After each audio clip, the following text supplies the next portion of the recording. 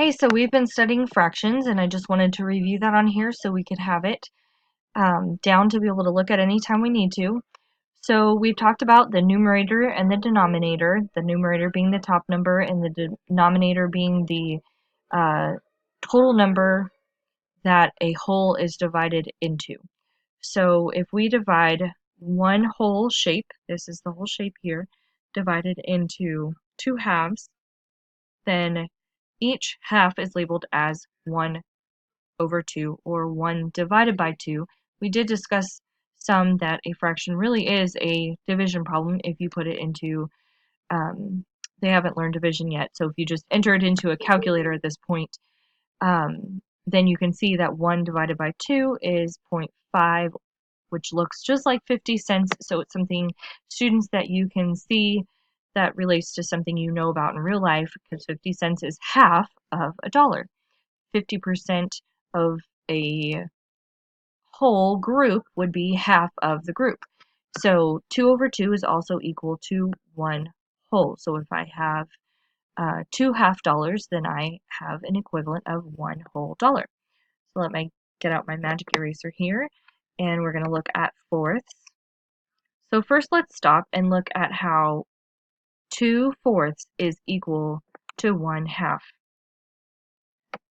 4 fourths would be equal to 2 over 2, and that is equal to 1 whole. Then let's look at eighths, and let's stop first. 2 eighths is equal to 1 fourth. It's not equal to anything up here, but 2 eighths is equal to 1 fourth. 4 eighths is equal to, as you can see, to 2 fourths or 1 half. And then 4 eighths is equal to 4 eighths is equal to 2 fourths, which is equal to a half. 8 eighths is equal to 4 fourths and equal to 2 halves, which are all equal to a whole. A million over a million is equal to a whole. We also talked about how 200 over 400 would be equal to half. So we tried to expand that, or part of the class did when I had a small group. So that's something you can talk about at home. Those patterns, I absolutely love those patterns in math. And just I've told the kids several times. So students, you've already heard this if you're watching, that math was something that I really understood once I figured out the patterns that happen in math. So if you saw that, for example, we looked at how 2 eighths is equal to 1 fourth. So 4 sixteenths would also be equal to 1 fourth, or 3 over 12. And we just looked at different fractions comparing patterns. So patterns will really allow your students to expand their knowledge of math once you figure out those patterns. Those patterns in adding, subtracting, can help them be prepared for multiplication and division, which we'll get to in the spring. But fractions really are the beginning of division because you're dividing one whole.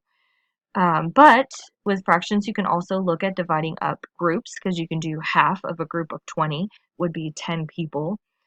And that's just an expansion of fractions and would prepare them for their students. It'll prepare you, parents, it'll prepare your students for percentages as well as they grow. So all of these foundational skills are helpful to think about and apply to real life, so that way they can hold on to these facts and foundational skills as they move on and just look at the world differently. So I'm so proud of how hard they worked on fractions, and I hope they're able to maybe help with some different holiday activities that they might do at home, with cooking and baking and all of that. So please include them in the kitchen. Students, ask if you can be included in different activities, or even wrapping gifts for siblings, things like that, that would allow them to practice some of these math skills and really enjoy putting to use what they've learned in the classroom. So thanks so much for watching, and we'll see you next time.